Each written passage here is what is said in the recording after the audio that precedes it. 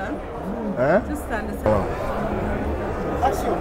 Bonjour, nous sommes toujours au siège du FESPACO et là nous sommes venus. Action.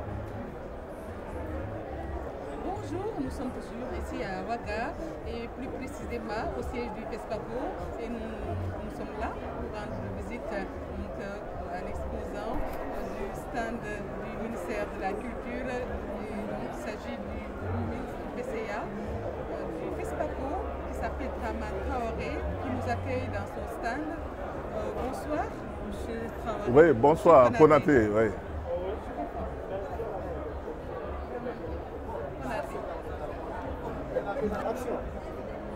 Bonsoir chers téléspectateurs, nous sommes toujours ici à Ouaga au Burkina, toujours dans le cadre du FESPACO et nous sommes au siège du FESPACO, c'est pour rendre visite au stand du PCA, le président du conseil d'administration du FESPACO, il s'appelle M. Traman Konaté.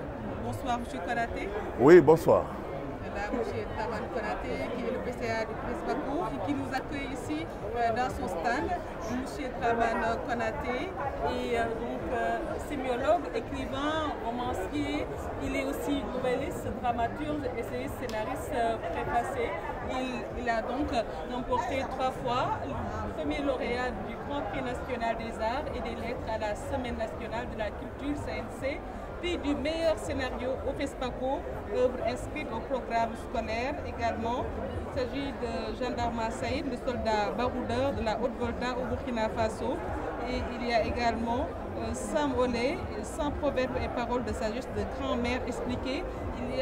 Il a également à produire des œuvres adaptées à l'écran comme ça et là. Il y a aussi la carte de sang, Joman aussi. Il y a aussi Joman le révolté, il y a 2 Joman, ou 3. Il y a aussi Joman le résilient. L'auteur va nous expliquer donc, en profondeur toutes ces œuvres qu'il a écrites. Et nous allons commencer par le FESPACO. Monsieur Konaté, comment pouvez-vous donc analyser cette 28e édition du FESPACO? Comment vous la trouvez? Ben, la 28e édition du FESPACO est une édition assez édifiante.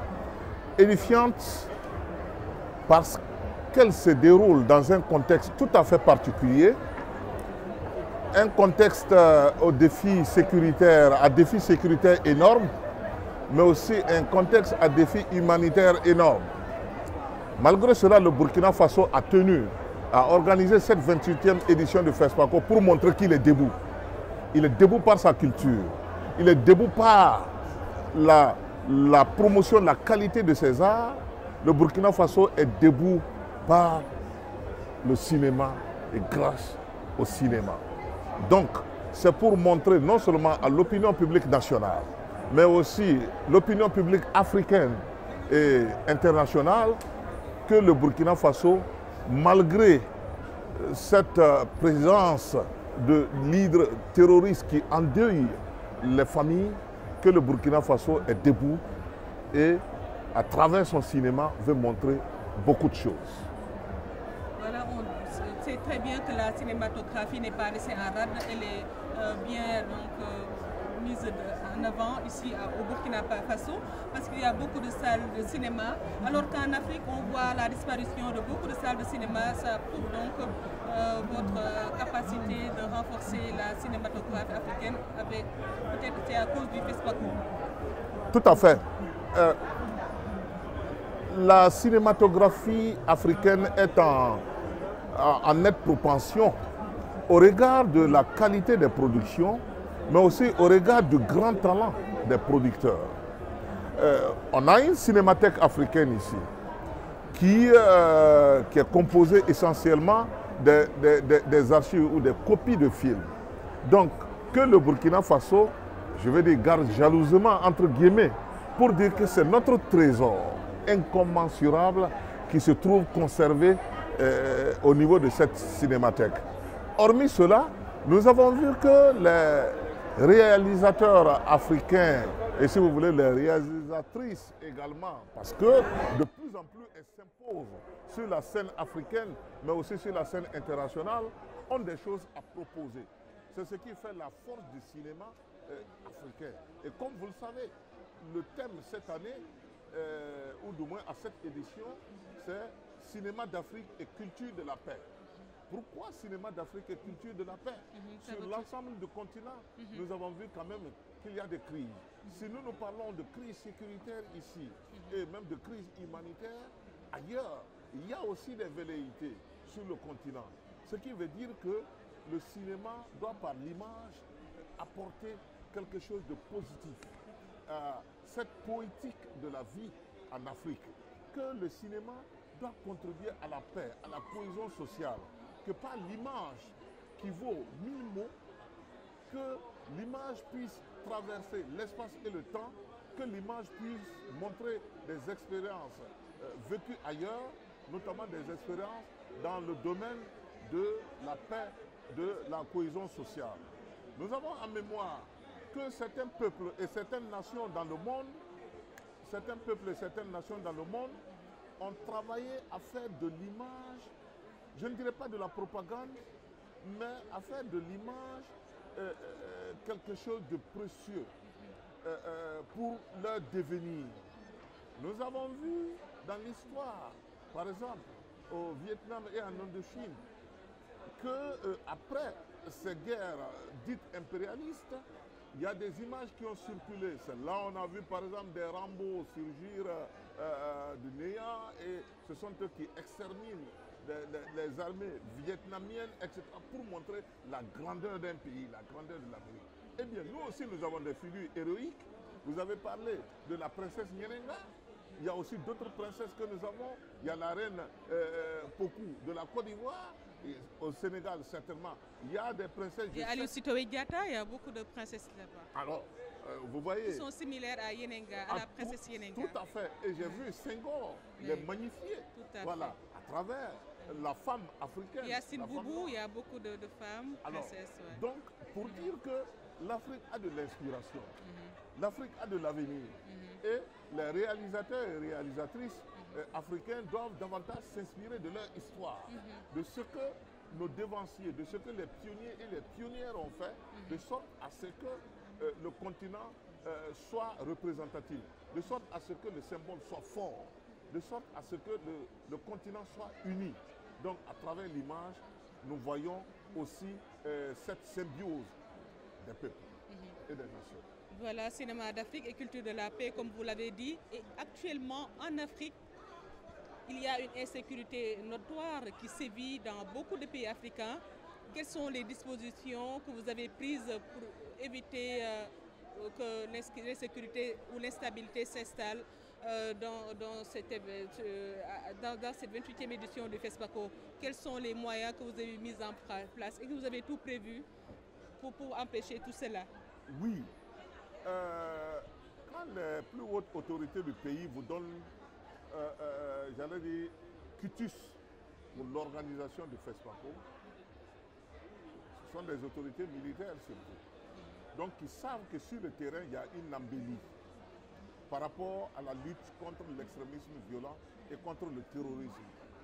Mais aussi, les autorités se mettent à l'esprit que l'art, de façon générale, comme on a l'habitude de dire, les nations qui connaissent l'art sortent de leur ruine. Et le cinéma, naturellement, en fait partie.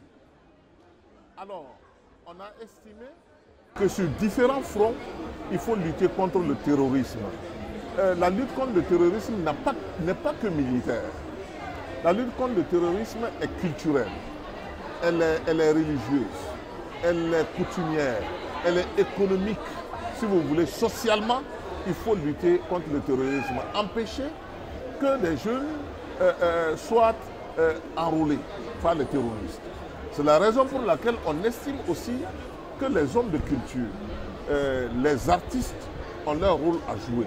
Avant que ne se tienne cette édition, au niveau du ministère de la Culture, nous avons travaillé à convoquer un colloque sur le rôle social et sociétal des artistes et des écrivains en période de crise, mais également sur le rôle social des journalistes comme vous en période de crise.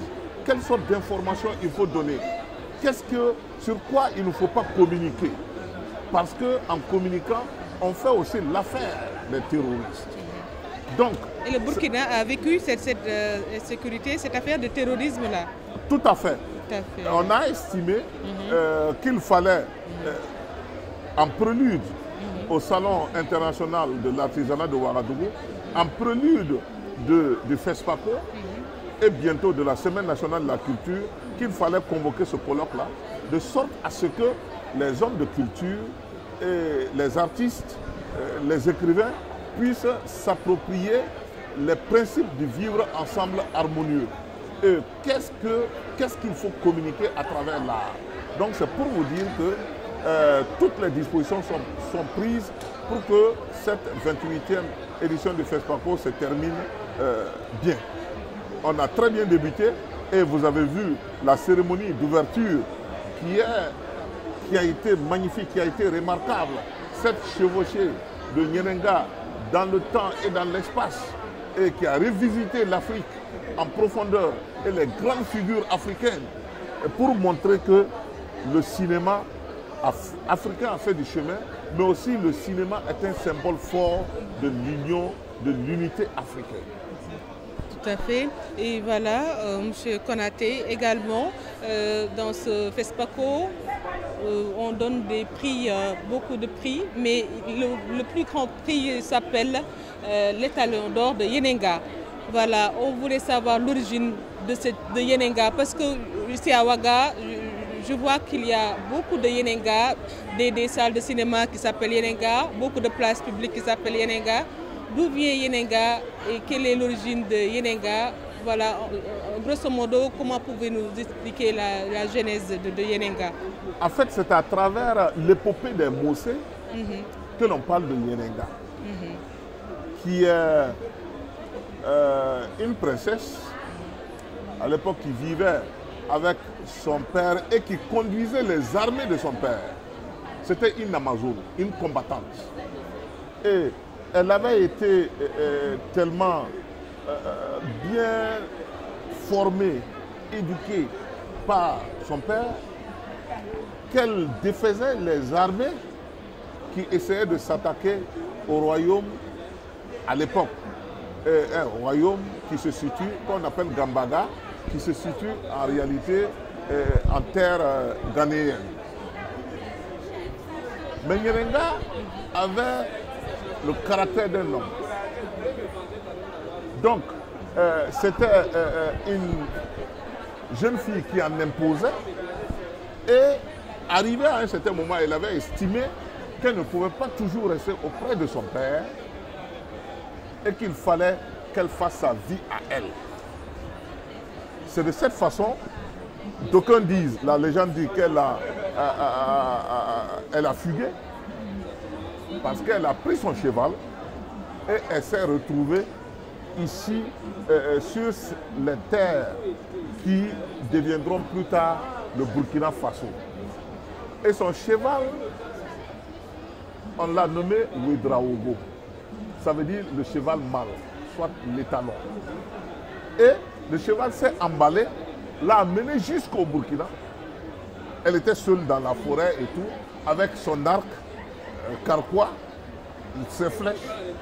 Elle se nourrissait de cueillettes et parfois aussi de petits gibiers, jusqu'à ce qu'elle rencontre un homme, un autre chasseur, du nom de Rialé. Donc c'est elle qui est à l'affiche du FESPACO? Tout à fait, c'est Nyenenga qui est à l'affiche. C'est Yenenga, d'accord. C'est Nyenenga qui a été symbolisé de la sorte. Donc, elle est l'ancêtre en somme des Mossé, Yenenga. Voilà. Donc, mère fondatrice de la nation des Mossé. C'est pourquoi elle est chaque fois célébrée et il y a beaucoup de rues qui portent son nom, beaucoup d'espaces qui portent son nom, parce qu'elle est restée dans l'imaginaire populaire comme étant cette princesse combattante et cette princesse effectivement qui a donné naissance qui a fondé, j'allais dire, la nation des Mossé. Donc c'est elle qui a fondé le Burkina C'est elle encore pour son Oui, temps. bon, puisqu'à l'époque, ce n'était pas le Burkina. C'était pas Burkina. Voilà, c'est pourquoi j'ai parlé de terre. Il y avait une multiplicité de nations, mais elle a créé la nation des Mossé, notamment les Ouédraougou. Voilà. Et partant de là, il y a aussi des ramifications quand on prend la généalogie des Mossé. Et c'est ainsi qu'il y a eu aussi d'autres qui sont venus plus tard. Vous savez, par exemple, le Moro Naba, c'est-à-dire l'empereur des Mossé, est à Ouaga ici. Alors que à une cinquantaine de kilomètres d'ici, il y a Boussouma, le royaume de Boussouma, où vous avez également un roi, qui est Mossé. À Tenkodogo, vous avez aussi un roi. Donc, on a gardé ces traditions séculaires-là. À Bobo Dioulasso, bon, vous n'avez pas un roi en tant que tel, mais vous avez un chef de canton. Parce que ça fait partie de la culture de l'Ouest. Et également Bobo Dioulasso, parce qu'il y a le mini-FESPACO qui se déroule à Bobo. Bobo Dioulasso a connu une princesse Gimbi qui a quitté Kron à l'époque et qui s'est retrouvée à Sia, qui est devenue Bobo Dioulasso. Elle, c'est la princesse Gimbi Ouattara. Donc, on a eu deux grandes princesses à l'ouest et au niveau du plateau central. D'accord. Voilà, après ça, cette année, cette 28e édition est dédiée au centenaire de Sembène Ousmane. Voilà, un des plus grands cinéastes sénégalais, voilà, et qui a eu à remporter beaucoup de prix du FESPACO. Pourquoi vous l'avez choisi?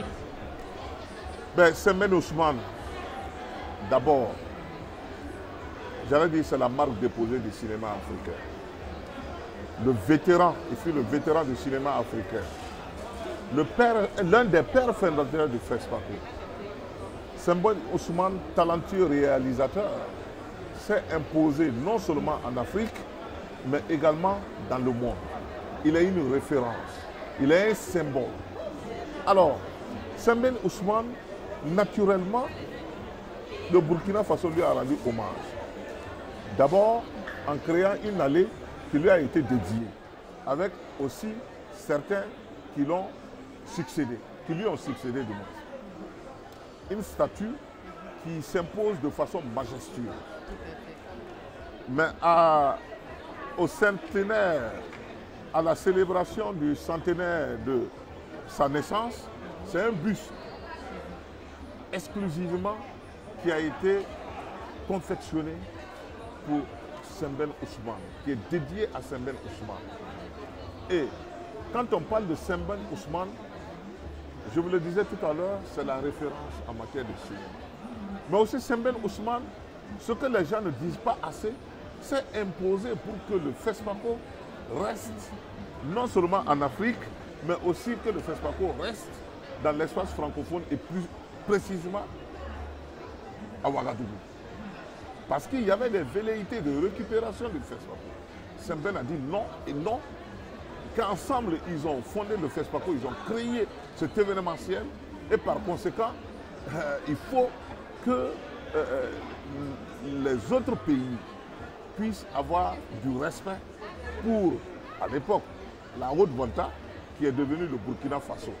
Parce qu'il y a beaucoup de choses qui ont été faites pour que le FESPACO puisse rester effectivement le FESPACO.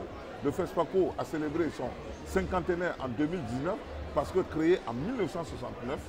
Donc c'est pour dire que le FESPACO reste un symbole fort, non seulement pour le Burkina Faso, mais pour toute l'Afrique. Et avec le FESPACO, naturellement, c'est Sembène Ousmane que l'on célèbre. Voilà. Le FESPACO d'avant et d'aujourd'hui, quelle est la différence? Beaucoup de choses se sont améliorées entre-temps. Vous avez eu à moderniser beaucoup de choses. Quels sont ces éléments qui ont été modernisés? Naturellement. D'abord, au début, le FESPACO, c'était la semaine du cinéma africain. Et il a fallu qu'un chef d'État à l'époque, qui était le général Sangoulé Lamizana, puisse procéder à la nationalisation de certaines salles de ciné. On dit, ok, maintenant qu'on a nationalisé les salles de ciné, ça veut dire qu'on peut aussi organiser un événementiel dédié au cinéma africain. C'est ainsi qu'il a fait appel justement aux grands comme les Sembène Ousmane à l'époque, et aussi Alimata Salambéré et tout, de proposer un projet qui puisse survivre justement à certaines velléités qu'on avait sur le continent. À partir de là, ben, le FESPACO est né et d'année en année, le FESPACO, ou d'édition en édition, le FESPACO ne fait que grandir. Voilà. Montrer que si hier, par exemple, c'était l'argentique, c'était le format 36 mm, ben, aujourd'hui, nous savons que c'est le numérique. Mais aussi, il y a plusieurs espaces de diffusion, de promotion du cinéma, de distribution qui sont créés. Il y a des plateformes qui existent. Donc le FESPACO a intégré toutes ces dimensions pour être un événementiel à la hauteur des attentes. En 2008 déjà, je crois que c'était, non en 2009 plutôt, c'était avec Abdou Diouf, qui était le secrétaire général de l'Organisation internationale de la francophonie. Il est venu procéder au lancement de FESPACO en tant qu'industrie du cinéma. Et l'économie du cinéma et globalement l'économie de la culture est telle qu'aujourd'hui, ben, le cinéma africain est incontournable. Alors, les autres dimensions dont j'ai parlé, notamment les marchés, le marché international du cinéma et de l'audiovisuel, le MICA, nous sommes sur le site du MICA, mais aussi d'autres dimensions telles que le FESPACO Pro, la coproduction, etc.,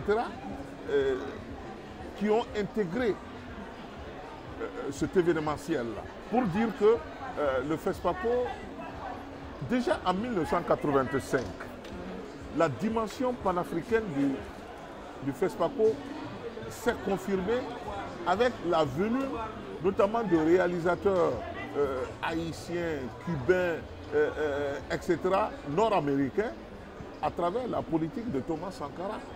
Mais aussi des artistes musiciens, à l'époque, sont venus du Mali, du Sénégal, de la Jamaïque, etc., les Kassab. C'est à cette époque qu'on les a connus. Pour montrer que non, le FESPACO agrège d'autres formes d'art, notamment la musique, et précisément la musique africaine et celle de la diaspora. Donc, ce qui fait la spécificité du FESPACO, pour revenir à votre question, c'est que le FESPACO est un événementiel populaire. Ce n'est certes pas comme Cannes. On l'assimile à la Coupe d'Afrique de la culture ou de la cinématographie. Tout à fait, tout à fait. Parce qu'en dehors justement de la Cannes qui mobilise sur le plan footballistique, le FESPACO sur le plan culturel, ou si vous voulez, sur le plan cinématographique, devient cet événementiel majeur.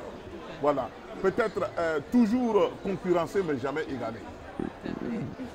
Voilà, justement, vous venez de citer Thomas Sankara, on est au pays des hommes intègres. Oui. Voilà, comme le disait Thomas Sankara. Voilà, il s'agit d'un homme de valeur qui a en fait valorisé le Burkina Faso surtout.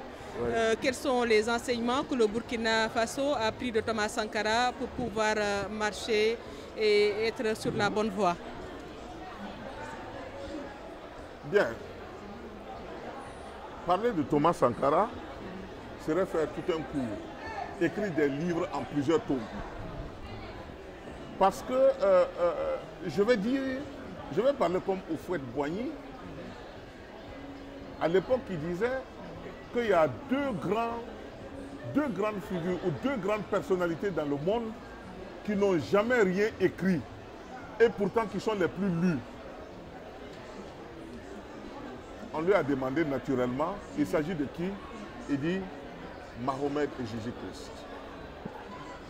Qui n'ont jamais rien écrit, mais qui sont les plus lus dans le monde et de par le monde. Parce que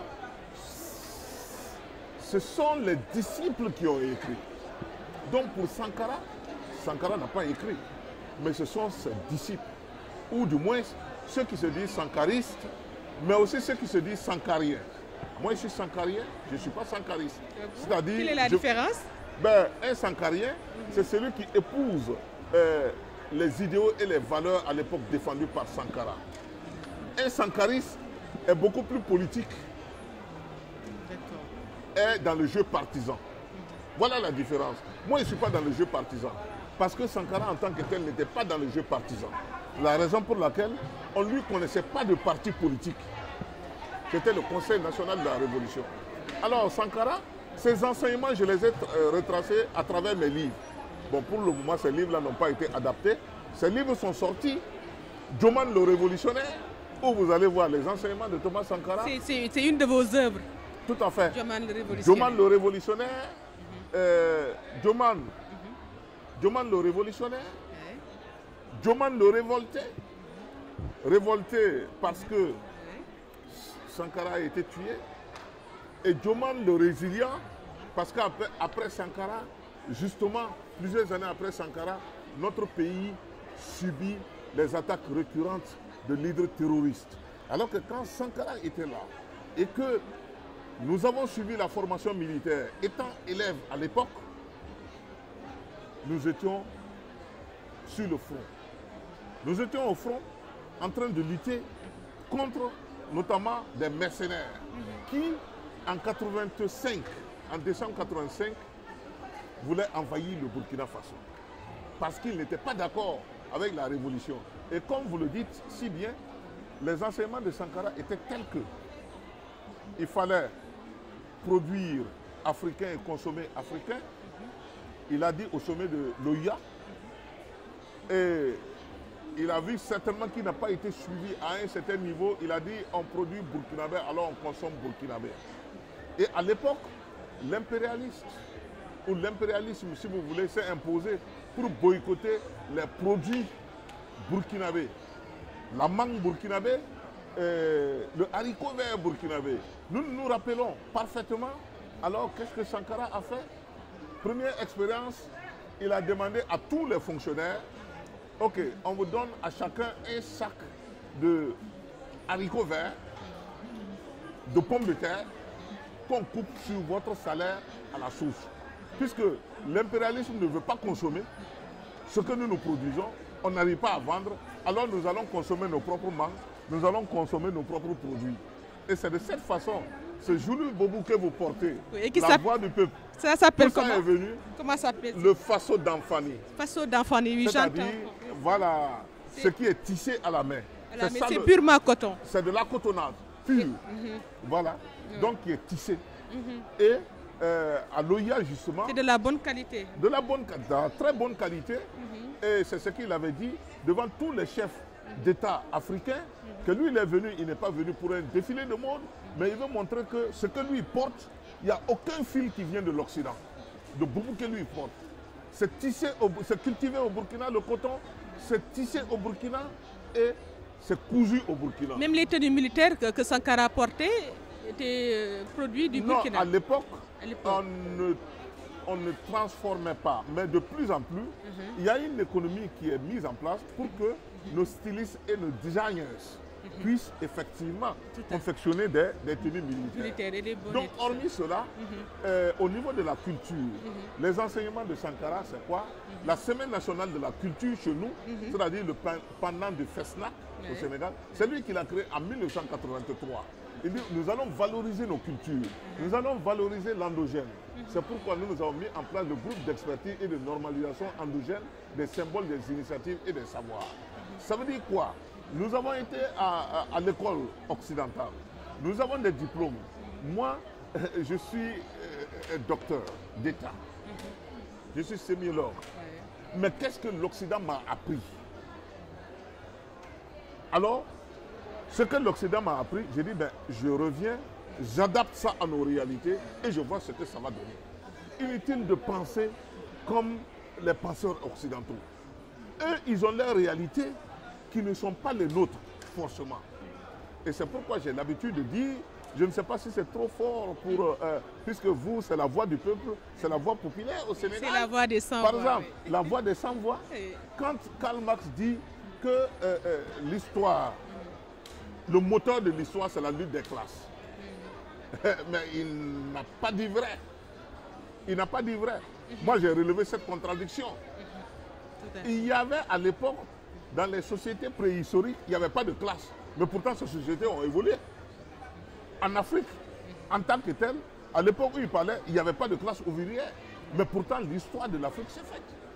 Donc, faisons attention aux idées importées. On dit que qui importe un livre, importe des idées. C'est pourquoi nous écrivons nous-mêmes nos propres livres et nous nous inspirons de cela. L'idéologie de Thomas Sankara reste toujours ici. Et M. Konaté, comme vous venez de le dire, nous allons suivre un extrait de Thomas Sankara.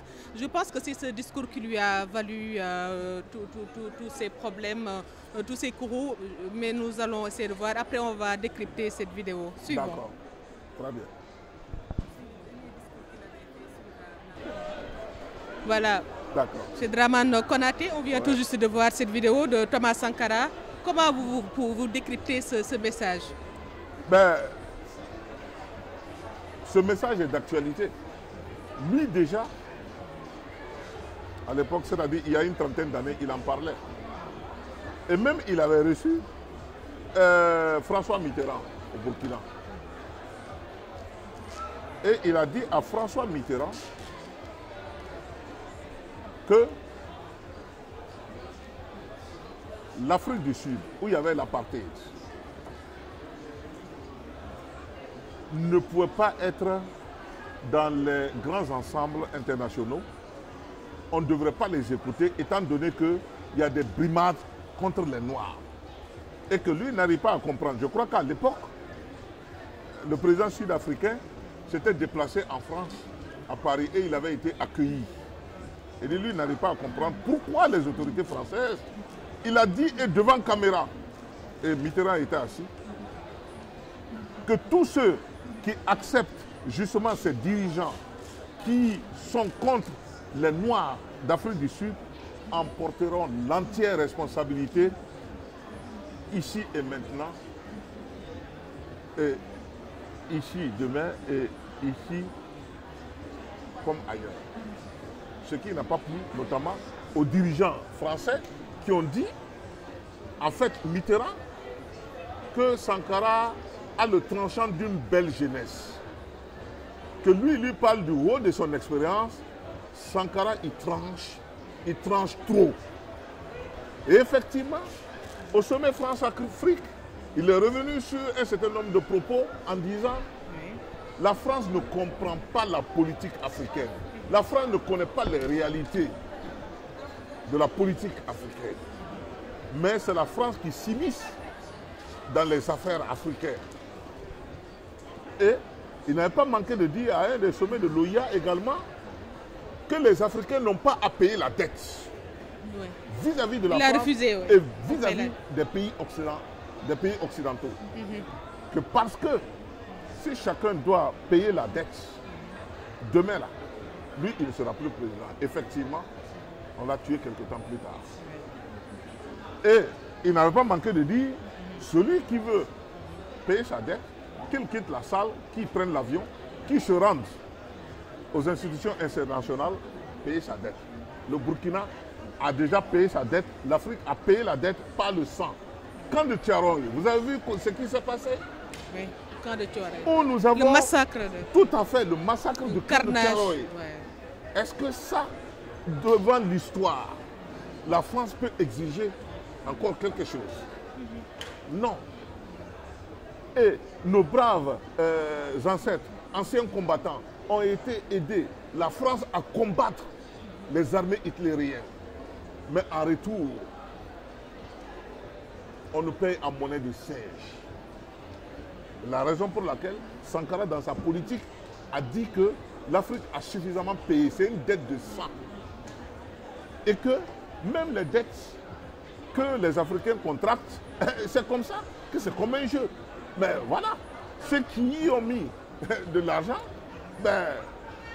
peuvent gagner aussi comme peuvent perdre. Alors ils ont perdu. Et c'est ainsi aussi qu'il a dit que la Bible et le Coran ne peuvent pas servir l'exploiteur, celui qui exploite et celui qui est exploité, de la même façon. Soit il faut 2 éditions de la Bible et 2 éditions du Coran. Une édition pour ceux qui exploitent et une édition pour ceux qui sont exploités. Donc ce sont ces vérités-là, dites de façon crue, j'allais dire, à l'impérialisme qui ne plaît pas aux impérialistes. Et jusqu'à présent, Dramane Konaté, on n'a pas rendu justice à Thomas Sankara. Comme après le verdict, comment les Burkinabés trouvent ce verdict qui est tombé tout juste après l'assassinat de Thomas Sankara, des années après? 20 ans, n'est-ce pas, après? Oui, une trentaine d'années. Trentaine d'années, oui, après. Puisqu'on l'a tué le 15 octobre 87. 87, tout ça c'est dit dans oui, les livres. oui, 30 ans après. Et le verdict est tombé juste l'année dernière, c'est-à-dire en 2022, non? Oui, 2022. Que le verdict est tombé. Tout à Et fait. justement, l'ancien président Blaise Compaoré a été reconnu coupable et condamné, mais aussi tous ses acolytes, tous ses complices ont été reconnus coupables et condamnés. Et ce n'est que récemment, il n'y a pas plus d'une semaine de cela, que Sankara a été réinhumé parce qu'on avait exhumé son corps pour l'expertise balistique. Et ensuite, on l'a réinhumé. C'est pour dire que justice, c'est vrai, au niveau du Burkina a été rendue. Mais au niveau international, ben, il reste qu'il y a eu des connexions. Il y a eu des intrigues contre Sankara. Tout le monde le sait. C'est pourquoi, en temps, les Burkinabés avaient demandé à ce que les Français lèvent le top secret sur les archives du Burkina qui se trouvent en France. Voilà. Donc, c'est ce jugement-là qu'on attend. Quelle est l'implication de l'extérieur, des Occidentaux, par rapport justement à l'assassinat de Thomas Sankara et de ses camarades? Mais j'ai envie de vous dire quelque chose, c'est pourquoi j'ai sorti ce livre de proverbes-là, expliquer C'est quel livre? que celui-là, Proverbe de grand-mère, que tant que le mur ne se lézarde pas, un margouillat ne peut s'hasarder entrer dans la maison. C'est parce qu'il y a fissure dans le mur que le margouillat entre. Donc si on a tué Sankara ici, au Burkina Faso, en Afrique, c'est que l'extérieur a aidé à fomenter le coup, mais c'est qu'aussi, il y avait des bisbilles, il y avait des guéguerres à l'interne, ce qui a fait que les impérialistes ont profité. Alors, aussi pour dire que, toujours dans le sens des proverbes, ce qui va certainement intéresser la voix des sans-voix, à force de fouiller, la poule à force de fouiller dans la poubelle tombe sur les os de ses ancêtres. C'est pour dire qu'à force de remuer le couteau dans la plaie, ben, naturellement ça vous fait mal, mais aussi à force de fouiller dans les poubelles le soir, vous risquez de tomber sur des choses désagréables. Quand on dit que la poule, à force de fouiller dans la poubelle, tombe sur les os de ses ancêtres, nécessairement, dans la famille où on a consommé des poulets, les os sont restés. Et donc, la jeune poule qui monte, et entre-temps qui picore, qui commence à voir qu'est-ce qu'il y a dans le sous-sol, enfin, qu'est-ce qu'il y a dans le détritus qu'on a déposé, va exhumer les os de ses ancêtres. Donc, mais aussi, on dit que si c'est la colère qui tue le bouc, c'est l'intelligence qui dépêche la chair. Donc, avec l'impérialisme, avec l'Occident, nous savons aujourd'hui que nous sommes dans un contexte sécuritaire difficile.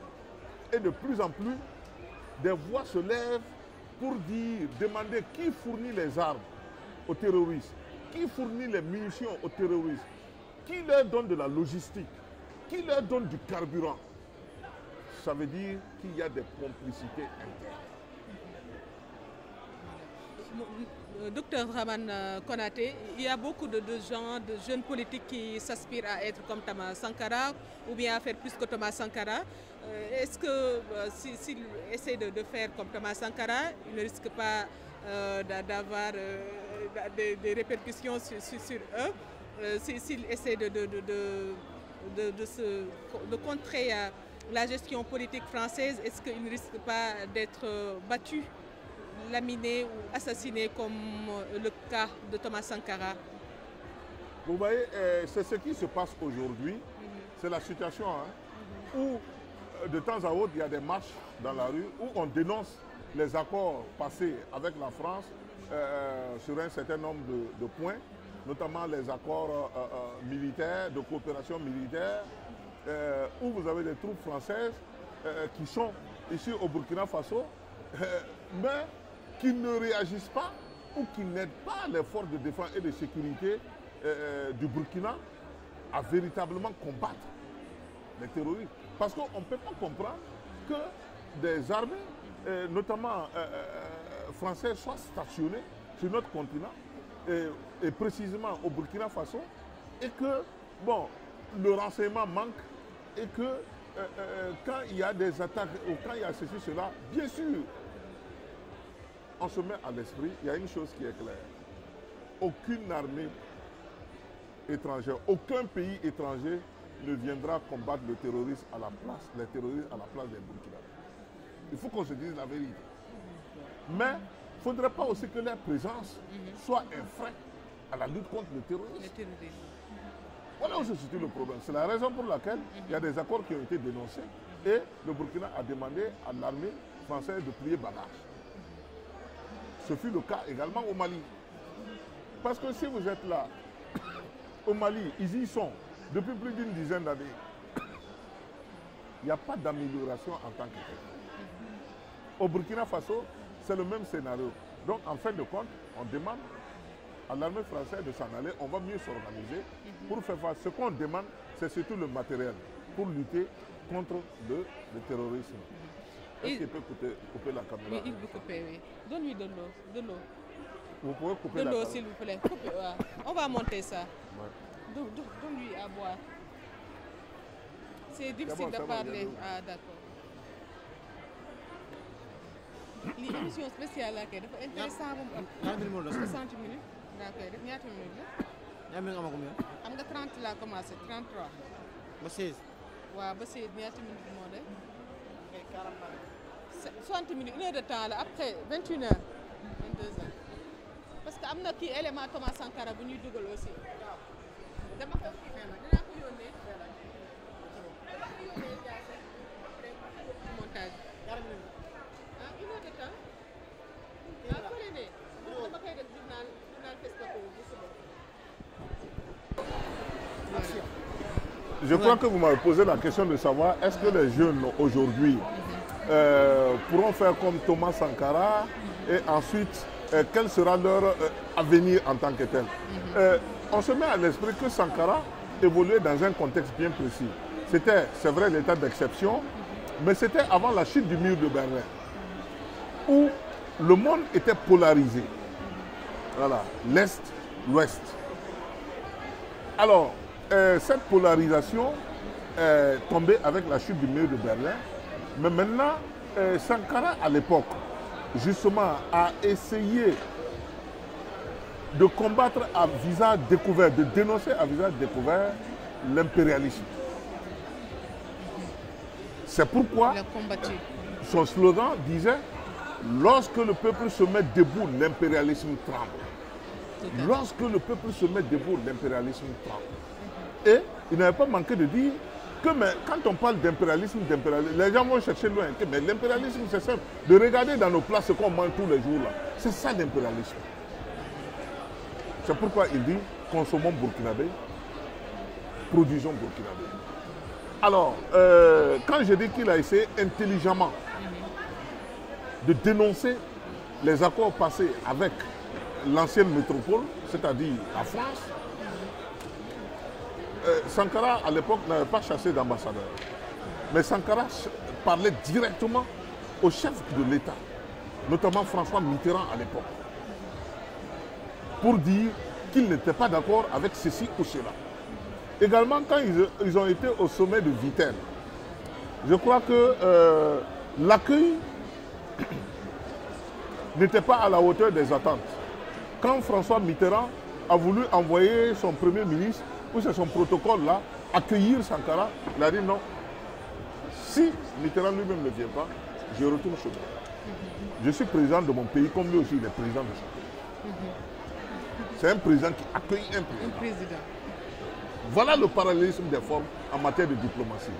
Bien sûr, comme vous l'avez dit, tout ça, ça ne pouvait pas plaire aux Occidentaux, c'est-à-dire ses manières. Et vous vous rappelez également son discours héroïque à l'ONU. Oui, son discours à l'ONU, on va suivre ça, le discours héroïque. On va suivre le discours de Thomas Sankara à l'ONU, un discours qui a marqué l'histoire.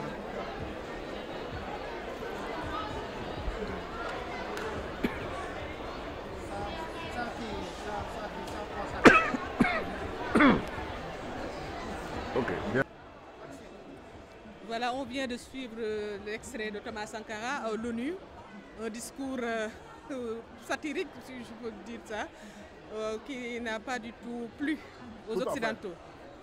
Comment vous le trouvez? Vous savez, à l'ONU, habituellement, quand un président africain intervient, la salle se vide.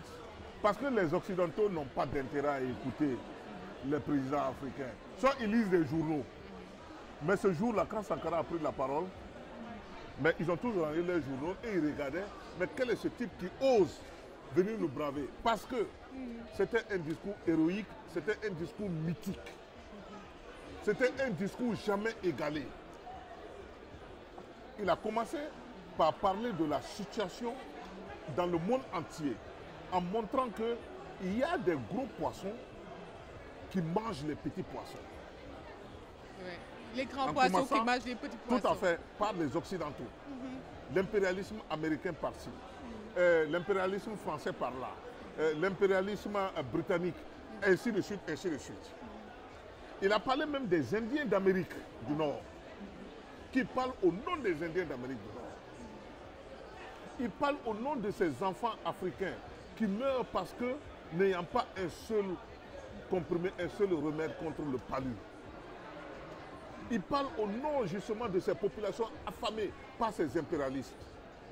Il parle au nom des artistes qui voient leur œuvre, leur production accaparée par des alchimistes du show business.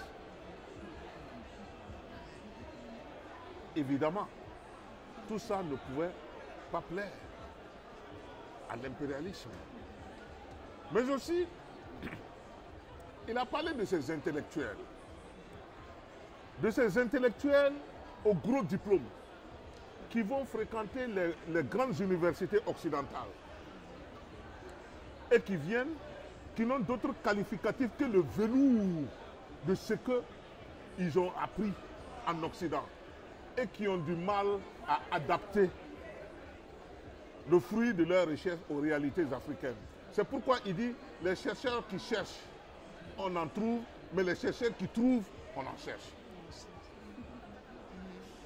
Voilà la formule sacrée de Sankara quand il a réuni les chercheurs en leur disant, les chercheurs qui cherchent, on en trouve, mais les chercheurs qui trouvent, on en cherche. Il avait de l'éloquence. Il avait de l'éloquence. Justement, Sankara était ce genre de personnage qui avait non seulement de l'éloquence, mais de l'humour. De l'humour aussi. C'est-à-dire, il vous parle, vous voyez que les mots collent aux réalités. Les mots collent aux personnages. Il parlait de dindon orgueilleux. Il parlait de hibou au regard glouillant. Il parlait de renard affamé. Toujours pour faire allusion aux Occidentaux. Aux Occidentaux, mais aussi à certains Africains. Certains Africains qui ne veulent pas que mais l'Afrique... je ne veux pas donner de nom. Quand il parle de hibou au regard glouillant, à l'époque, tout le monde savait de qui il s'agissait. Il s'agit de qui? Non, je vous en prie. On ne va pas créer des incidents diplomatiques à travers... voilà. Mais ils veulent parler des Africains qui ne servent pas à l'Afrique, ou bien? Des Africains qui ne servent pas... Mais tout à fait, et de ces intellectuels... Cherchent leurs propres intérêts. Tout à fait. Au profit de l'Afrique. Et de ces politiciens qui sont là, qui ne savent rien faire d'autre que des intrigues. Se faire élire, avoir des postes et ne rien proposer comme alternative au continent. La raison pour laquelle vous allez trouver Sankara qui prend une daba, une roue, si vous voulez, Oui. et qui cultive. Et il a estimé que non, il avait créé un champ pour les prisonniers. On appelait ça le champ de Sankara. Les fonctionnaires qu'on sanctionnait, on les envoyait au champ. Ils partaient cultiver. La bataille du rail. La bataille du rail. Voici un pays où les populations sont sorties et ont construit un chemin de fer sur au moins 100 km. À main nue, on posait ça. On n'a pas eu besoin de Bolloré ou bien d'autres sociétés pour le faire. Également, les cités. Il y a les cités. C'est lui véritablement qui a lancé l'économie burkinabé. Il y a des cités qui ont été construites. Et ces cités, à l'époque, ont été construites. Et chaque fois qu'il arrivait, par exemple, dans une commune, comme vous avez à Kafrine, à Kaolack et tout, etc. Ouais. Quand il arrivait dans une commune, il dit, bon, c'est à vous de sortir et de bâtir vos propres maisons. Vous dites que quand on envoie les fonctionnaires chez vous, les fonctionnaires ne veulent pas venir parce qu'il n'y a pas de maison décente. Il ne veut pas les zones rurales. Oui. Voilà, dans les zones rurales. Donc, bâtissez des cités. Et tout le monde sort.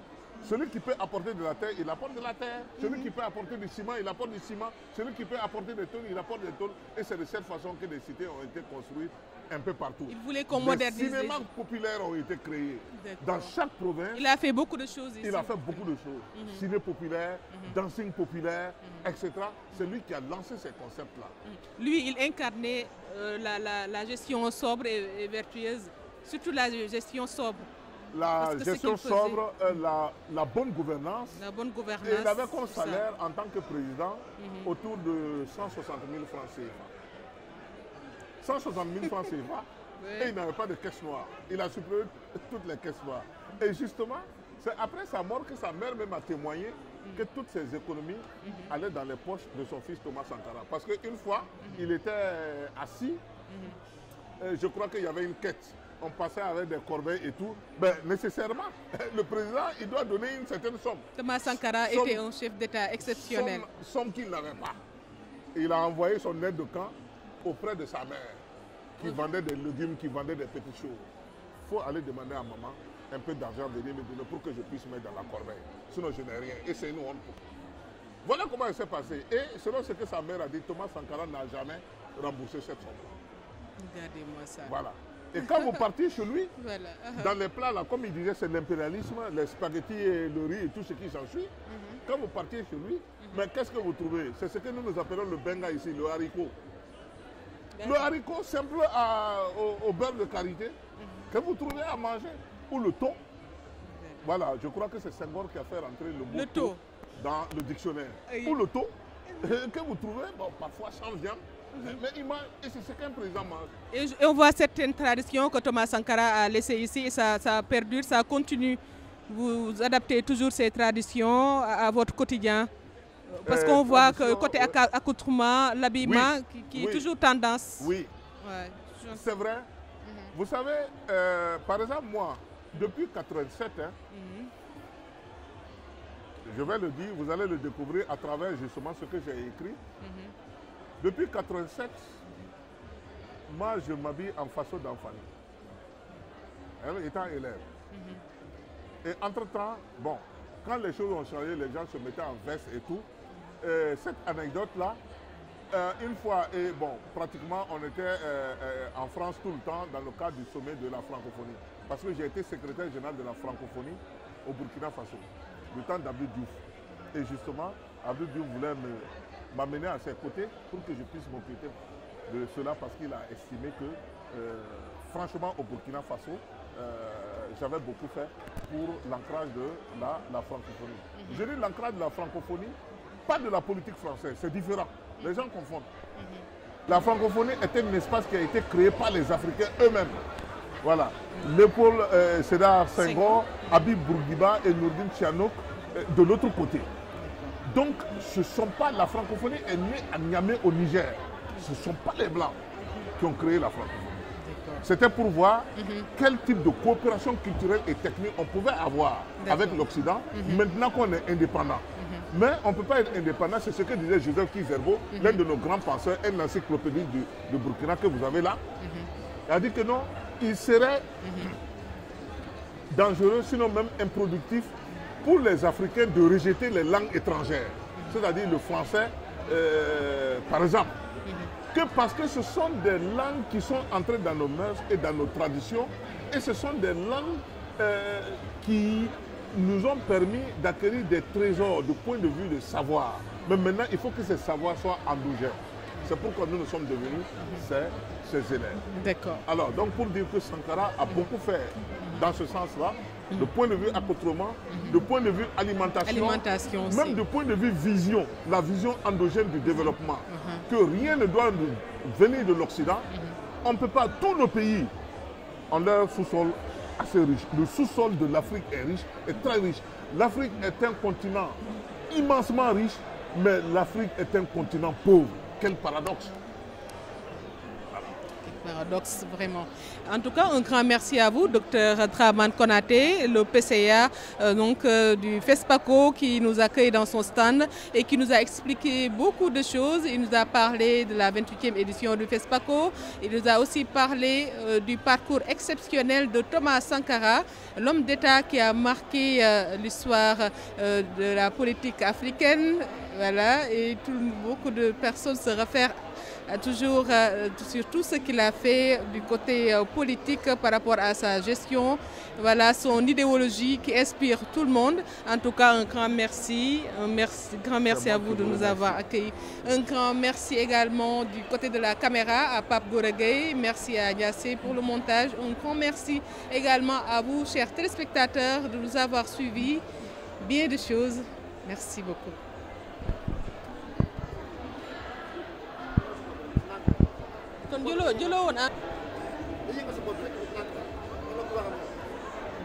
Okay.